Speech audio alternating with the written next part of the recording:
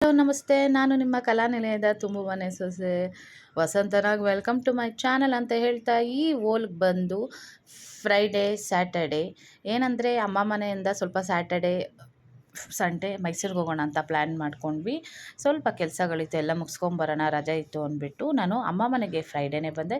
So Saturday ರಜೆ ಇರೋದ್ರಿಂದ ಅಂದರೆ ಕರ್ನಾಟಕ ಬಂದು ಕೂಡ ಇತ್ತು ಮತ್ತು ಮನೇಲೂ ಲೀವ್ ಇತ್ತು. ಅದರಿಂದ ಏನಾಯಿತು, ಮೈಸೂರಿಗೆ ಹೋಗೋಣ ಅಂತ ಪ್ಲ್ಯಾನ್ ಮಾಡ್ಕೊಂಡ್ವಿ. ಅದಕ್ಕೆ ಮೊಸರನ್ನ ಚಿತ್ರಾನ್ನ ಮಾಡ್ಕೊಳ್ಳೋ ಅಂತ ದಾಳಿಂಬೆಗಳೆಲ್ಲ ಬಿಡಿಸಿಟ್ಕೊಂಡೆ. ಈರುಳ್ಳಿ ಕೂಡ ಬಿಡಿಸ್ಕೊಳ್ಳೋಕ್ಕೆ ರೆಡಿ ಅದೇ. ನೋಡ್ತಾ ಇದ್ರಲ್ಲ, ನಂಗೆ ಈರುಳ್ಳಿ ಅಂದ್ರೇ ನನಗೆ ಕಣ್ಣಲ್ಲಿ ನೀರು ಬರುತ್ತೆ. ಸೊ ನಮ್ಮ ಡ್ಯಾಡಿ ನನಗೆ ಹೆಲ್ಪ್ ಮಾಡಿದ್ರು, ನಾನು ಸಿಪ್ಪೆಲ್ಲ ಬಿಡಿಸ್ಕೊಡ್ತಾ ಇದ್ದೆ. ನಮ್ಮಮ್ಮನೂ ಕೂಡ ಬಂದು ಹೆಲ್ಪ್ ಮಾಡಿದ್ರು. ನಾನು ಕೂಡ ಈರುಳ್ಳಿ, ಟೊಮೆಟೊ, ಚಿಲ್ಲಿ ಎಲ್ಲನೂ ಫುಲ್ ಎಲ್ಲ ಬಿಡಿಸ್ಕೊಂಡು ರೆಡಿ ಮಾಡ್ಕೋತಾ ಇದ್ವಿ. ಮಕ್ಕಳು ಪಾಡಿಗೆ ಮಕ್ಕಳು ಕೆಲಸ ಮಾಡ್ಕೋತಾಯಿದ್ರು. ತುಂಬಾ ನನ್ನ ಕಣ್ಣಲ್ಲಂತೂ ಫುಲ್ಲು ನೀರು ಸುರಿತಾಯಿತ್ತು. ಆಯಿತು ಅಂತ ಎಲ್ಲ ರೆಡಿ ಮಾಡಿ ಮನ್ವಿ. ಮಾರ್ನಿಂಗ್ ಇದು ಅರ್ಲಿ ಮಾರ್ನಿಂಗ್ 4:50 ಆಗಿತ್ತು.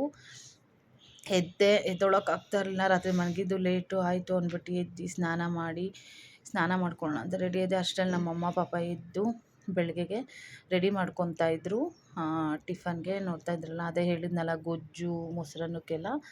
ಸೊ ಆಯಿತು ಅಂದ್ಬಿಟ್ಟು ಪಾಪ ಅದಕ್ಕೆ ನಮ್ಮ ಡ್ಯಾಡಿ ಮಿಸ್ಟರ್ ನಾಗರಾಜ್ ಅವರು ಟಿಫನ್ನು ರೆಡಿ ಮಾಡ್ಕೊತಾ ಇದ್ದರು. ಫ್ರೆಶ್ ಆಗಿರಲಿ ಅಂದ್ಬಿಟ್ಟು ಬೆಳಗ್ಗೆನೆ ಚಿತ್ರಾನ್ನ ತುಂಬ ಎಕ್ಸ್ಪರ್ಟ್ ನಮ್ಮ ಡ್ಯಾಡಿ ನಮ್ಮ ಮಮ್ಮಿ ಮಾಡೋದ್ರಲ್ಲಿ. ಅದು ಟೊಮೆಟೊ ರೇಟ್ ಕಮ್ಮಿ ಇರೋ ಅಂದರೆ ಟೊಮೆಟೊ ಚಿತ್ರಾನ್ನ ಮಾಡ್ಕೊಳ್ಳೋಣ. ಒಂದು ಕಡೆ ಮೊಸರನ್ನಕ್ಕೆಲ್ಲ ರೆಡಿ ಮಾಡಿ ಇಟ್ಕೊಂಡಿದ್ರು.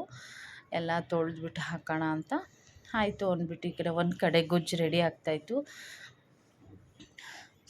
ಘಮ ಘಮ ಘಮ ಅಂತ ಸ್ಮೆಲ್ ಬರ್ತಾಯಿತ್ತು ಟೊಮೆಟೊ ಗೊಜ್ಜು. ಸೊ ಟೊಮೆಟೊ ಗೊಜ್ಜೆಲ್ಲ ರೆಡಿ ಮಾಡಿಕೊಂಡು ನಾವು ಒಂದು ಕಡೆ ಮೊಸರನ್ನ ಎಲ್ಲ ರೆಡಿ ಮಾಡಿಕೊಂಡು ಬಾಕ್ಸ್ಗೆಲ್ಲ ಹಾಕ್ಕೊಂಡು ಹೋದ್ವಿ. ಏನಕ್ಕಂದರೆ ಕರ್ನಾಟಕ ಬಂದಿರೋಲ್ಲ ಸಿಗುತ್ತೋ ಇಲ್ವೋ ಅಂತ.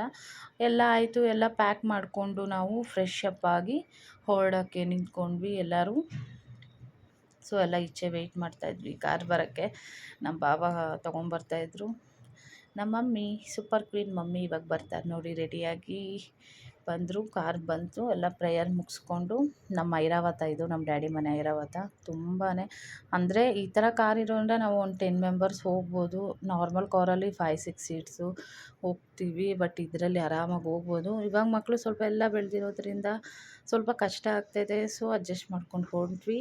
ಬರ್ತಾ ಆನ್ ದ ವೇ ಸುಮ್ನಹಳ್ಳಿಲಿ ಕರ್ನಾಟಕ ಬಂದಿರೋದ್ರಿಂದ ಆಲ್ಮೋಸ್ಟ್ ಎಲ್ಲ ಪೊಲೀಸವರೆಲ್ಲ ಸರ್ಕಲಲ್ಲಿ ನಿಂತ್ಕೊಂಡು ಎಲ್ಲ ನೋಡ್ತಾಯಿದ್ರು. ಅಂಥ ಶಾಪ್ಸ್ಗಳು ಏನೂ ತೆಗ್ದಿರಲಿಲ್ಲ. ಆಲ್ಮೋಸ್ಟ್ ಎಲ್ಲ ಕ್ಲೋಸ್ ಆಗಿತ್ತು. ನೋಡ್ತಾ ಇದ್ದೀರಲ್ಲ, ಆಲ್ಮೋಸ್ಟ್ ಯಾವ ಅಂಗಡಿನೂ ತೆಗ್ದಿರಲಿಲ್ಲ. ಇದು ಮಾರ್ನಿಂಗ್ ನಾವು 6:30 ಕರೆಕ್ಟಾಗಿ ಬಿಟ್ವಿ ಮನೆ. 6:20 ಆಗಿತ್ತು. ಏನೂ ತೆಗ್ದಿರಲಿಲ್ಲ. ಅಂದ್ರೂ ಕೆಲವು BMTC ಬಸ್ಗೆ ಒಡ್ಡಾಡ್ತಾಯಿತ್ತು ಕೆಲವು. ಏನಕ್ಕಂದರೆ BMTC ಬಸ್ಗೆ ಕಂಡಕ್ಟರ್ಗೆ ಯಾರೋ ಹೊಡೆದ್ರು ಅಂತಲೇ ಸ್ಟ್ರೈಕ್ ಮಾಡ್ತಾಯಿದ್ರು. ಆದರೆ BMTC ಬಸ್ಗಳೇ ಒಡ್ಡಾಡ್ತಾಯಿತ್ತು. ಅಂದರೆ ಏನಂದರೆ ಆಲ್ಮೋಸ್ಟ್ ಎಲ್ಲ ಮುಚ್ಚಿತ್ತು. ನೋಡಿ ನಮ್ಮ ಮನೆ ಮಕ್ಕಳು ಇನ್ನೂ ಹೊರಟಿ ಒಂದು ಅರ್ಧ ಗಂಟೆನೂ ಆಗಿಲ್ಲ, ಆಗಲೇ ದೊಡ್ಡವನು ಗಾಢವಾಗಿ ನಿದ್ದೆ ಮಾಡ್ತಾಯಿದ್ದ. ಇವ್ರದ್ದು ಅಷ್ಟೇ, ಅಯ್ಯೋ ನಿದ್ದೆ ಹೋಯ್ತಲ್ಲಪ್ಪ ಅಂತ ಇತ್ತು. ಅದಾದಮೇಲೆ ಪೆಟ್ರೋಲ್ ಬಂಕಲ್ಲಿ ಪೆಟ್ರೋಲ್ ಹಾಕ್ಸ್ಕೊಂಡು ಹೊರಟ್ವಿ. ಸ್ವಲ್ಪ ನಾವು ಬೆಂಗಳೂರು ದಾಟ್ತಾ ಇದ್ದಂಗೆ ಸ್ವಲ್ಪ ಮಾಗಡಿ ರೂಟಲ್ಲಿ ಬರ್ತಾ ಇದ್ದಂಗೆ ಒಂದು ಸ್ವಲ್ಪ ರಿಫ್ರೆಶ್ಮೆಂಟ್ ಗಾಳಿ ಬೀಸ್ತು. ಲೈಫ್ ಇರೋದೇ ಸ್ವಲ್ಪ ಎಂಜಾಯ್ಮೆಂಟ್ ಮಾಡೋಣ ಅಂತ ಅಂದ್ಕೊಂಡು ಹೊರಟ್ವಿ. ಆಲ್ಮೋಸ್ಟ್ ಇದು 8:30 ಆಗಿತ್ತು. 8:30 ಆಗಿತ್ತು. ಇಷ್ಟು ಬಿಸಿಲಿದೆ ನೋಡಿ. ಇದು ಬಂದು ಮುಂದೆ ಹೋಗ್ತಾ ಅಂಗ್ರಳ್ಳಿ ಕಾಡು ಅಂತಾರೆ. ಎಷ್ಟು ಒಣಗೋಗಿತ್ತು ಅಂದರೆ ಎಲ್ಲೂ ಹಸಿರು ಇರಲಿಲ್ಲ. ಅಷ್ಟು ಒಣಗಿ ಇಡೀ ಫಾರೆಸ್ಟ್ ಇದು ಫುಲ್ಲು ಒಣಗಿ ಎಲ್ಲ ಇದಾಗಿತ್ತು. ಇದಾದಮೇಲೆ ನಾವು ಮುಂದೆ ಜರ್ನಿ ಮಾಡ್ತಾ ಎಲ್ಲರೂ ಮಾತಾಡ್ಕೊಂಡು ಹಂಗೆ ಟೈಮ್ ಪಾಸ್ ಮಾಡಿಕೊಂಡು ಕೆಲವ್ರು ಫೋನ್ ನೋಡ್ತಾಯಿದ್ರು. ಈ ಕಡೆ ಇಲ್ಲಿ ನೋಡಿ ನನ್ನ ಮಗ ಇವ್ನು ಶುರು ಆಯ್ತು ಇವಾಗ ನಿದ್ದೆ. ಈ ಕಡೆ ನಮ್ಮ ಭಾವ ನಿದ್ದೆ, ಈ ಕಡೆ ನಾನು ನಮ್ಮ ಅಕ್ಕ ಮಾತಾಡಿಕೊಂಡು ನಾನು ವಿಡಿಯೋ ಮಾಡ್ಕೊತಾ ಇದ್ದೆ. ಅದಾದಮೇಲೆ ಹೋಗ್ತಾ ಇನ್ನೂ ಸ್ವಲ್ಪ ಹೊತ್ತಷ್ಟರಲ್ಲೇ ನಾನು ನಿದ್ದೆ ಹೋದೆ. ನಂದು ವಿಡಿಯೋ ಮಾಡ್ಕೊಂಡಿದ್ದೇನೆ ನನ್ನ ಮಗ, ನಾನು ಒಂದು ಮಾಡ್ತಾಯಿದ್ದೆ ಅಂತ. ಎಲ್ಲರೂ ಒಂದು ಸ್ವಲ್ಪ ಟಯರ್ಡ್ ಆಯಿತು. ಡ್ಯಾಡಿ ಗಾಡಿ ಓಡಿಸ್ತಾಯಿದ್ರು. ಆಮೇಲೆ ಸ್ವಲ್ಪ ಮುಂದೆ ಹೋಗ್ತಾ ನಾವು ಹೋಗ್ತಾ ಇದ್ದಿದ್ದು ಮೈಸೂರು ರೋಡು ಸಿಕ್ತು. ಹೋಗ್ತಾ ತುಂಬಾ ಒಂಥರ ವೆದರು ಸುಪ್ರೀಮ್ ಆಗಿತ್ತು. ಅದು ಇದು ಕನ್ಫರ್ಮ್ ಆಗಿ ಯಾವ ಪ್ಲೇಸ್ ಅಂತ ಗೊತ್ತಿಲ್ಲ. ಬಟ್ ಇಲ್ಲೆಲ್ಲ ಸ್ವಲ್ಪ ಏನಂತಾರೆ, ಈ ಹುಲ್ಲನ್ನೆಲ್ಲ ಫಾರ್ಮಿಂಗ್ ಮಾಡ್ತಾರಲ್ಲ ಆ ಥರ. ಮತ್ತು ಸೇವಂತಿ ಹೂ ಬೆಳೆಗಳು ತುಂಬ ಬೆಳೆದಿದ್ರು. ಏನೋ ನಮ್ಮ ಬೆಂಗಳೂರು ಸಿಟಿ ಬಿಟ್ಟು ಹೊರಗಡೆ ಬರ್ತಾಯಿದ್ರೆ ಏನೋ ಒಂದು ಆನಂದ. ಹಸ್ರು ನೋಡ್ತಾಯಿದ್ರೆ, ಆ ತೆಂಗಿನ ಮರಗಳು ನೋಡ್ತಾಯಿದ್ರೆ ನಿಜವಾಗ್ಲೂ ನಮ್ಮ ಮಕ್ಳಿಗೆ ಇದೆಲ್ಲ ಸಿಗುತ್ತೋ ಇಲ್ವೋ, ಇದೆಲ್ಲ ಸಿಟಿನೇ ಆಗ್ಬಿಡುತ್ತೆ ಅನಿಸುತ್ತೆ ಅವ್ರು ದೊಡ್ಡವರಾಗೋಷ್ಟರಲ್ಲಿ. ನಾವೆಲ್ಲ 80s ಮಕ್ಕಳು ಲಕ್ಕಿ ಅಂತಲೇ ಅಂದ್ಕೋಬೋದು. ನಾವು ಎಲ್ಲನೂ ಎಂಜಾಯ್ ಮಾಡಿದ್ದೀವಿ. ಬಟ್ ಇವ್ರು ಅವೆಲ್ಲ ಎಂಜಾಯ್ ಮಾಡ್ತಾರೇನೋ ಗೊತ್ತಿಲ್ಲ. ನನ್ನ ಮಕ್ಳಿಗೆ ನಮ್ಗೆ ಎಷ್ಟ ಆಗುತ್ತೋ ನಾನು ಅಷ್ಟು ತೋರಿಸ್ತಾ ಇದ್ದೀನಿ. ನೋಡ್ತಾ ಇಲ್ಲ, ತೆಂಗಿನ ಮರಗಳು ನೋಡೋಕ್ಕೆ ಅಷ್ಟು ಆನಂದವಾಗಿದೆ. ಆಯಿತು ಅಂತ ಹೋಗ್ತಾಯಿದ್ವಿ. ಎಲ್ಲೆಲ್ಲ ರಾಗಿ, ಭತ್ತ ಎಲ್ಲ ಹಾಕಿದ್ರು. ಹೋಗ್ತಾಯಿದ್ವಿ. ಹೋಗ್ತಾ ಹೋಗ್ತಾ ಹೋಗ್ತಾ ಏನಾಯಿತು, ತುಂಬಾ ಬಿಸಿಲು ಅನಿಸ್ತಾ ಇತ್ತು. ಮುಂದೆ ಹೋಗ್ತಾ ಏನಾಯಿತು, ಆನ್ ದ ವೇ ನಾವು ಇದಕ್ಕೆ ಹೋಗಬೇಕು ಅಂತ ಇದ್ವಿ, ಮೇಲ್ಕೋಟೆ ಹತ್ರ ಇರೋ ತೊನ್ನೂರು ಕೆರೆ. ಇಲ್ಲಿ ಸ್ನಾನ ಮಾಡಿದ್ರೆ ಮೈಕೈಯಲ್ಲಿರೋವಂಥ ನೋವುಗಳು, ಇದು ಆಯುರ್ವೇದಿಕ್ ವಾಟರ್ ಅಂತಲೇ ಪ್ರಸಿದ್ಧಿಯಾಗಿದೆ. ಎಂಥ ಮೈಕೈ ನೋವು ಏನಿದ್ರೂ ಇಲ್ಲಿ ಮೇಲಿಂದ ಬರೋ ನೀರಲ್ಲಿ ಸ್ನಾನ ಮಾಡಿದ್ರೆ ತುಂಬಾ ಒಳ್ಳೆಯದಂತೆ. ಆಯಿತು ಅಂತ ನಾವು ಫಸ್ಟ್ ವಿಸಿಟ್ ಕೊಟ್ಟಿದ್ದೆ ತೊನ್ನೂರು ಕೆರೆಗೆ. ಇದು ತೊನ್ನೂರು ಕೆರೆ ವಿಸಿಟ್ಟು. ಸುತ್ತ ಬೆಟ್ಟ ಇತ್ತು. ಇದು ಆ ಕಡೆ ಮೇಲ್ಗಡೆ ಬಂದುಬಿಟ್ಟು ಕೆರೆ ಇದೆ, ದೊಡ್ಡ ಕೆರೆ ಇದೆ. ಅಲ್ಲಿ ಬರೋವಂಥ ರೋಡ್ ಮಧ್ಯದಲ್ಲೂ ನೀರಿತ್ತು. ನಿಜವಾಗ್ಲೂ ಎಲ್ಲೂ ನಾನು ಹಸ್ರು ನೋಡಿರಲಿಲ್ಲ, ಎಲ್ಲ ಒಣಗಿತ್ತು. ಬಟ್ ಆನ್ ದ ವೇ ಇಲ್ಲಿ ಬರ್ತಾ ನೀರಾವರಿ ಪ್ರದೇಶ ಆಗಿರೋದ್ರಿಂದ ಎಲ್ಲ ಕಡೆ ಕೂಡ ಫುಲ್ ಹಸಿರು ಇತ್ತು ಎಲ್ಲ ಕಡೆ. ಏಕೆಂದರೆ ಬೇಸಿಗೆ ಅಂದರೆ ಆಲ್ಮೋಸ್ಟ್ ಮಳೆ ಇರಲ್ಲ.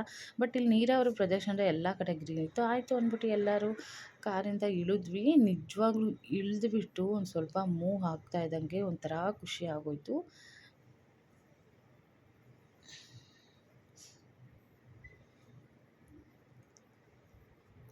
ಎಲ್ಲ ಇಳಿದ್ವಿ. ತುಂಬಾ ಬಿಸಿಲಿತ್ತು. ಸರೌಂಡಿಂಗ್ ನಾನು ಕವರ್ ಅಪ್ ಮಾಡಿಕೊಂಡೆ. ನೋಡ್ತಾ ಇದ್ದೀರಲ್ಲ, ನೀರು ಒಂದು ಸಂದಿಲೂ ನೀರು ಹೋಗ್ತಾಯಿತ್ತು. ಅಂದರೆ ಸುತ್ತ ಅಷ್ಟು ಕ್ಲೀನೆಸ್ ಮೇಂಟೈನ್ ಇರಲಿಲ್ಲ. ಪ್ರವಾಸಿ ತಾಣನೇ ಅಂತೆ. ಬಟ್ ಇವಾಗ ಸ್ವಲ್ಪ ಕಮ್ಮಿ ಇದೆ. ಇನ್ನು ಸ್ವಲ್ಪ ದಿವಸ ಆದರೆ ಇನ್ನೂ ಜಾಸ್ತಿ ಬರ್ತಾರಂತೆ. ನಮ್ಮ ಐರಾವತನ ತಂದು ನಿಲ್ಲಿಸಿ ನೋಡ್ತಾ ಇದ್ದೀರಲ್ಲ, ಇಲ್ಲಿ ಮೇಲಿಂದ ಬರೋ ನೀರಿಂದ ನಿಂತ್ಕೊಂಡು ಆ್ಯಕ್ಚುಲಿ ನೋಡೋಕ್ಕೆ ಮಾತ್ರ ಹಂಗೆ ಅನ್ನಿಸ್ತಾ ಇದೆ. ಅಲ್ಲಿ ಹೋಗಿ ನಿಂತ್ಕೊಳ್ಳೋಕ್ಕೂ ಆಗ್ತಾಯಿಲ್ಲ, ಅಷ್ಟು ಪ್ರೆಷರ್ ಇತ್ತು. ಆಮೇಲೆ ಇದು ಕಾಲುವೆ ಅಂತಾರೆ, ಮೋರಿ ಅಲ್ಲ, ಮೋರಿ ಥರ ಇದೆ. ಬಟ್ ಕಾಲುವೆ ಎಷ್ಟು ಪ್ರೆಷರ್ ಇತ್ತಂದರೆ ನೀರು. ಕೆಲವರು ಇಲ್ಲೂ ಸ್ನಾನ ಮಾಡ್ತಾಯಿದ್ರು, ಬಟ್ಟೆ ಒಕ್ಕೋತಾಯಿದ್ರು. ಹೇಳಿದ್ನಲ್ಲ, ಕ್ಲೀನೆಸ್ ಅಷ್ಟು ಮೇಂಟೈನ್ ಮಾಡಿರಲಿಲ್ಲ. ಪ್ಲಾಸ್ಟಿಕ್ ಐಟಮ್ಗಳು ಎಲ್ಲ ಅಲ್ಲಲ್ಲೇ ಬಿಸಾಕಿದ್ರು. ನಾವು ನೀರಲ್ಲಿ ಇಳಿದು ಆಟ ಆಡ್ಬೇಕಾದ್ರೆ ನೀರು ಬಾಯಿಗೆ ಹೋದಾಗ ನಿಜವಾಗ್ಲೂ ಯಾವ ವಾಟ್ರು ಒಂಥರ ಫಿಲ್ಟ್ರ್ ವಾಟ್ರ್ ಥರನೇ ಇಷ್ಟು ನೀರು. ಈ ಬೆಟ್ಟದ ಮಧ್ಯದಿಂದ ಇದು ಫಿಲ್ಟ್ರಾಗಿ ಆಯುರ್ವೇದಿಕ್ ವಾಟರ್ ಅಂತಲೇ ಇಲ್ಲಿ ಪ್ರಸಿದ್ಧ ಅಂತೆ. ಅಷ್ಟು ಚೆನ್ನಾಗಿತ್ತು. ನಾವು ಆಯಿತು ಅಂದ್ಬಿಟ್ಟು ನೋಡಿ, ಇದು ಬಂದುಬಿಟ್ಟು ರಾಮಾನುಜಾಚಾರ್ಯರಂತೆ. ಇವರೇ ಅಂತೆ ಇಲ್ಲಿ ಕೆರೆನ ನಿರ್ಮಾಣ ಮಾಡಿದ್ದು ಅಂತ ಇವಾಗಲೂ ಹೇಳ್ತಾರೆ. ಸೊ ಅವ್ರದ್ದು ಅಲ್ಲಿ ಒಂದು ಇದಿದೆ. ಆಯಿತು ಅಂದ್ಬಿಟ್ಟು ಒಬ್ಬೊಬ್ಬರೇ ಫಸ್ಟು ಇಳಿದು ಹೋದರು. ಮಕ್ಕಳೆಲ್ಲ ಇಳಿದು ಹೋಗ್ಬಿಟ್ಟಿದ್ರು. ನಾನು ಇನ್ನೂ ಇಳಿದಿರಲಿಲ್ಲ, ಯಾಕೋ ಇಳಿಯೋಕ್ಕೆ ಮನಸ್ಸಿಲ್ಲ. ಬಟ್ ಸ್ವಲ್ಪ ಆಮೇಲೆ ಅವ್ರು ನೋಡ್ಬಿಟ್ಟು ನಮಗೂ ಆಸೆ ಆಯಿತು. ಇನ್ನೇನು ಪ್ರಸಿದ್ಧಿ ಅಂದರೆ, ಇಲ್ಲಿ ಸ್ನಾನ ಮಾಡಾದ್ಮೇಲೆ ತಾವು ಹಾಕ್ಕೊಂಡಿರೋ ಯಾವುದಾದ್ರೂ ಒಂದು ಬಟ್ಟೆನ ಈ ಹೊಳೆಗೆ ಎಸಿಬೇಕು. ನಮ್ಮಲ್ಲಿರೋ ದರಿದ್ರಗಳೆಲ್ಲ ತೊಲಗಿ ಹೋಗಲಿ ಅಂತ ಒಂದು ಪ್ರಸಿದ್ಧಿ ಇದೆ. ಆಯಿತು ಅಂದ್ಬಿಟ್ಟು ಎಲ್ಲರೂ ಸ್ನಾನಕ್ಕೆ ಇಳಿದ್ವಿ. ನಾನು ಕೂಡ ಹೋಗ್ತಾಯಿದ್ದೀನಿ. ನೋಡಿ ತುಂಬಾ ಎಲ್ಲ ಗಲೀಜೆಲ್ಲ ಹಂಗಂಗೆ ಮಾಡಿದರು. ಬಟ್ ನೀರು ನೋಡಿ ಯಾವುದೇ ಒಂದು ಇದು ಇರಲಿಲ್ಲ, ಗಲೀಜಿರಲಿಲ್ಲ, ಏನೂ ಇರಲಿಲ್ಲ. ತುಂಬಾ ಕ್ಲೀನಾಗಿತ್ತಲ್ಲಿ. ಸುತ್ತಮುತ್ತ ತುಂಬಾ ಪಾಚಿ ಕಟ್ಟಿತ್ತು. ಕರೀತಾಯಿದ್ರು ನನ್ನ, ಬಾ ಬಾ ಬಾ ಅಂತ. ಬಟ್ ಅಲ್ಲಿ ನಿಂತ್ಕೊಂಡ್ರೆ ಅಷ್ಟು ಪ್ರೆಷರ್ ಇತ್ತು. ಆ ನೀರಿನ ಮಮ್ಮಿ ಬ್ರೈಟ್ನೆಸ್ ಮಾಡ್ಕೊಂಡಿಲ್ಲ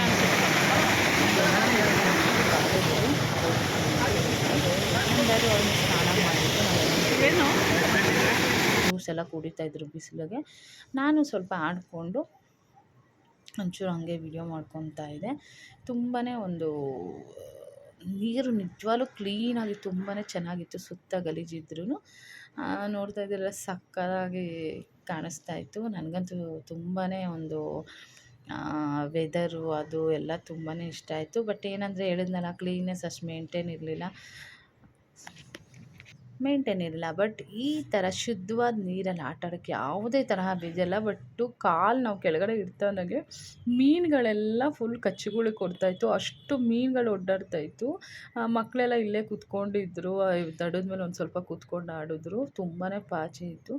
ಆಯಿತು ಅಂತ ಎಲ್ಲ ಆಟ ಆಡಿ ಬಂದಮೇಲೆ ನೋಡಿದ್ರಲ್ಲ, ಐಸ್ ಕುಡಿದ್ವಿ. ಸ್ನಾನ ಎಲ್ಲ ಆಗಿ ಡ್ರೆಸ್ ಎಲ್ಲ ಚೇಂಜ್ ಮಾಡಿ ಐಸ್ ತಿಂದ್ವಿ. ತುಂಬಾ ಸೆಕೆ ಇತ್ತಲ್ಲ, ಬಂದಿದ್ದ ನನ್ನ ಡ್ಯಾಡಿ ಎಲ್ಲರಿಗೂ ಐಸ್ ಕೊಡಿಸಿದ್ರು. ಐಸೆಲ್ಲ ತಿಂದ್ವಿ. ಐಸೆಲ್ಲ ತಿಂದಮೇಲೆ ಮೇಲ್ಗಡೆ ಕೆರೆ ನೋಡಿರಲಿಲ್ಲ, ನೋಡಿ ಬರೋಣ ಅಂದ್ಬಿಟ್ಟು ನಡ್ಕೊಂಡು ಬಂದ್ವಿ. ನೋಡಿ ಎಷ್ಟು ದೊಡ್ಡ ಕೆರೆ ಅಂದರೆ, ಇದುವರೆಗೂ ಈ ಕೆರೆಯಲ್ಲಿ ಎಷ್ಟು ಆಳ ಇದೆ ಅಂತಲೇ ಗೊತ್ತಿಲ್ವಂತೆ, ಕಂಡುಹಿಡಿಯೋಕ್ಕಾಗಿಲ್ವಂತೆ. ಮತ್ತು ಹೋದವರು ಕೂಡ ವಾಪಸ್ಸು ಬಂದಿಲ್ವಂತೆ, ಅಷ್ಟು ಆಳ ಇದೆಯಂತೆ. ಮತ್ತು ಇಲ್ಲಿ ಕೆಲವು ಮೀನುಗಳು ನೋಡ್ತಾ ಇದ್ದೀನ ಅಂಥವು ತುಂಬ ಮೀನುಗಳಿದ್ವು, ಚಿಕ್ಕ ಚಿಕ್ಕ ಮೀನು. ಕೆಲವು ಮೀನು ದಡಕ್ಕೆ ಬಂದಿತ್ತು, ಅದನ್ನು ತಿನ್ನೋಕ್ಕೆ ಕಾಗೆಗಳೆಲ್ಲ ಬರ್ತಾಯಿತ್ತು. ಅದಾದಮೇಲೆ ದಡದಲ್ಲಿ ತುಂಬಾ ಶಿವಲಿಂಗಗಳು ಮತ್ತು ಬಸವಣ್ಣ ಎಲ್ಲ ಮೂರ್ತಿಗಳು ಕೂಡ ಇತ್ತು. ಒಬ್ಬ ಹುಡುಗ ಮಾತ್ರ ದಡದಲ್ಲೇ ಈಜಾಡ್ತಾ ಇದ್ದ. ಬಟ್ ಇದುವರೆಗೂ ಈ ಕೆರೆಯ ಆಳವನ್ನು ಯಾರೂ ಕಂಡುಹಿಡಿಯೋಕ್ಕಾಗಿಲ್ವಂತೆ, ಹೋದವರು ಕೂಡ ವಾಪಸ್ ಬಂದಿಲ್ವಂತೆ, ಅಷ್ಟು ಆಳ ಇದೆಯಂತೆ. ಯಾವಾಗಲೂ ಈ ಥರ ತುಂಬುದಂಗೆ ಇರುತ್ತಂತೆ. ಮತ್ತು ತುಂಬ ವರ್ಷದ ಮೇಲೆ ಈ ವರ್ಷವೇ ಜಾಸ್ತಿ ಒಂದು ನೀರು ಇರೋದು ಅಂತಲೂ ಅಲ್ಲಿ ಕೆಲವರು ಹೇಳ್ತಾ ಇದ್ದರು, ಅಂಗಡಿಲಿರೋರು.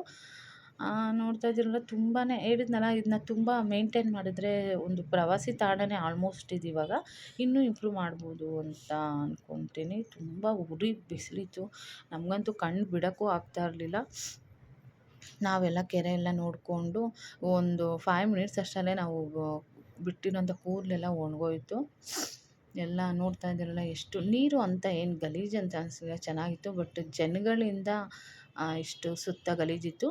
ಇವಾಗ ರೀಸೆಂಟಾಗಿ 1 ವೀಕ್ ಮುಂಚೆನೇ ಏನೋ ಹಬ್ಬ ಹೋಮ ಎಲ್ಲ ಆಯ್ತಂತೆ. ಸೊ ಎಲ್ಲ ಬಸವಣ್ಣ ಇದು ಎಲ್ಲ ಅದು ನೋಡಿ ಹಬ್ಬ ಮಾಡಿ ಕ್ಲೀನೆಸ್ಸು ಮೇಂಟೈನ್ ಮಾಡಲ್ಲ, ಎಲ್ಲ ಹಂಗಂಗೆ ಬಿಸಾಕಿ ಹೋಗಿದ್ರು ಎಲ್ಲ ಕಡೆ. ಎಲ್ಲ ಬೂದುಗುಂಬಳಕಾಯಿ, ಒಣಗಿರೋ ಹೂಗಳು, ಹಾರಗಳು ಎಲ್ಲ ಹಂಗಂಗೆ ಬಿದ್ದಿತ್ತು.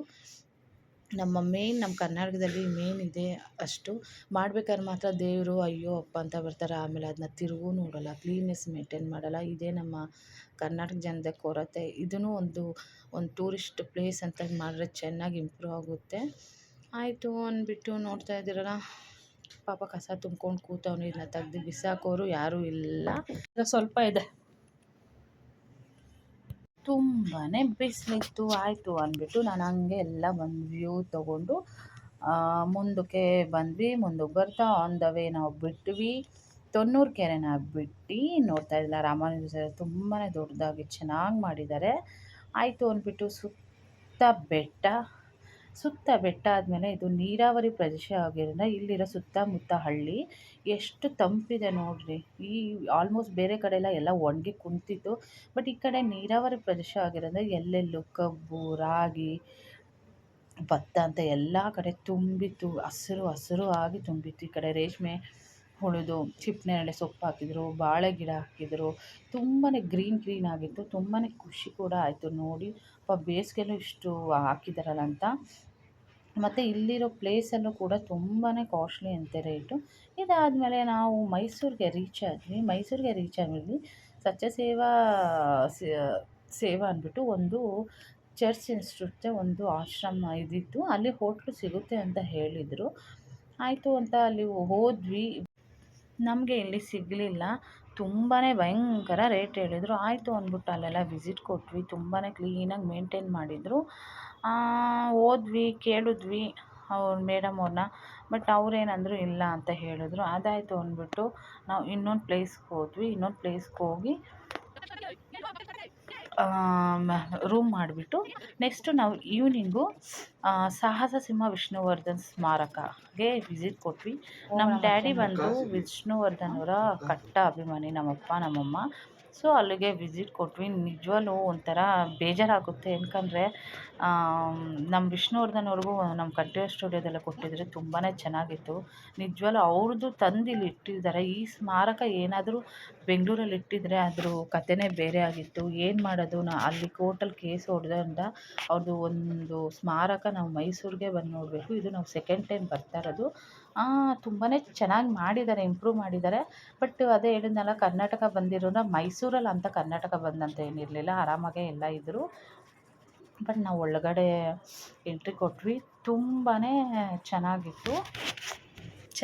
ಮುಂದೆ ಹೋಗ್ತಾ ಇದ್ದಂಗೆ ವಿಷ್ಣುವರ್ಧನ್ ಸರ್ ಅಭಿನಯಿಸಿದ ಎಲ್ಲ ಚಿತ್ರಗಳ ಹೆಸರು ಹಾಗೂ ಅವರು ಯಾರ್ಯಾರ ಜೊತೆ ಚಿತ್ರಗಳನ್ನ ತೆಗೆಸ್ಕೊಂಡಿದ್ರು. ಅದು ಎಲ್ಲ ಫೋಟೋಗಳನ್ನು ಕೂಡ ಒಳಗಡೆ ಮ್ಯೂಸಿಯಮ್ಮಲ್ಲಿ ಹಾಕಿದ್ರು.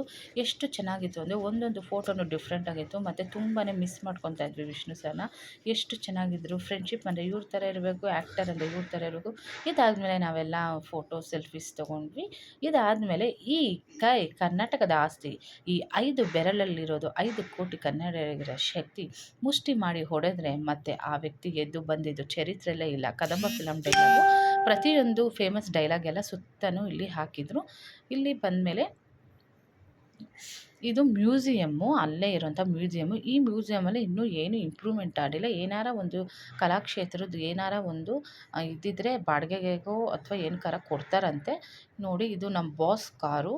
ನಂಬರ್ ನೋಡಿರಿ ಹೆಂಗಿದೆ, KA01 MN123 ಅಂತೆ. ಇದು ವಿಷ್ಣುವರ್ಧನ್ ಸರ್ ಓಡಿಸ್ತಾ ಇದ್ದಿದ್ದು ಕಾರು. ತುಂಬಾ ಸಕ್ಕತ್ತಾಗಿ ಮೇಂಟೈನ್ ಮಾಡೋರು, ಇನ್ನೂ ಹಂಗೆ ಐತೆ. ಇದು ನೋಡ್ತಾ ಇದ್ದಂಗೆ ಇದ್ರ ಮೇಲೆ ದಯವಿಟ್ಟು ಮುಟ್ಬೇಡಿ ಅಂತ ಇತ್ತು. ಸುತ್ತನೂ ಸಕ್ಕತ್ತಾಗಿತ್ತು ಕಾರು ಒಳಗಡೆ ಎಲ್ಲ. ಆಮೇಲೆ ಗ್ಲಾಸ್ ಮೇಲೆ ಲಯನ್ ಪಿಕ್ಚರ್ ಇತ್ತು. ಅದಾದಮೇಲೆ ಇದೆಲ್ಲ ನೋಡಿಕೊಂಡು ನಾವು ಹೋದ್ವಿ. ಇದಾದಮೇಲೆ ನೋಡಿ, ಇದು ವಿಷ್ಣುವರ್ಧನ್ ಸರ್ ರಿಂಗು, ಅದನ್ನು ಒಂದು ಆರ್ಚಾಗಿ ಮಾಡಿದ್ದಾರೆ. ಸೊ ನಾನು ಅಲ್ಲೊಂದು ಫೋಟೋ ಹೊಡ್ಕೊಂಡೆ. ಇದಂಗೆ ವಿಷ್ಣು ಸರ್ ಮೂರ್ತಿ ಇದೆ. ಅಲ್ಲೂ ನಾವೆಲ್ಲ ಒಂದು ಫ್ಯಾಮಿಲಿ ಫೋಟೋ ಇಟ್ಕೊಂಡು, ನಾವು ಒಂದು ಸೆಲ್ಫಿ ಫೋಟೋ ಇಟ್ಕೊಂಡು ನಾವು ಅಲ್ಲಿಂದ ಮುಗಿಸ್ಕೊಂಡು ಹೊರಟ್ವಿ.